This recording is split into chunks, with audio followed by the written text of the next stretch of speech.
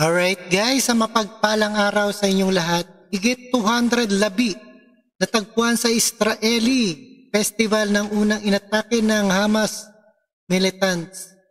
At natagpuan sa Israeli ang rescuers ang labi ng mahigit sa 200 individual sa lugar na pinagdarausan ng music festival, isa sa mga unang inatake ng Hamas militants noong weekend.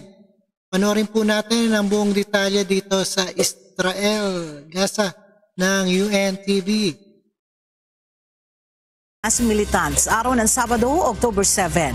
Kita sa mga footage sa social media ang mga abandonado at sirang sasakyan sa tabi ng kalsada na malapit sa pinagdausan ng Super Music Festival.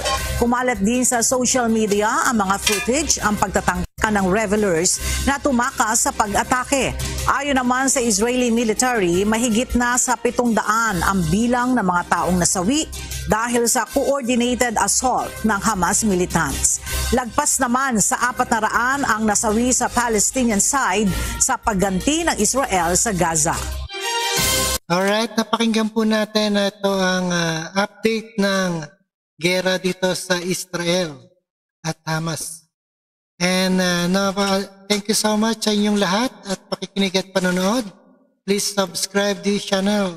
Peace out.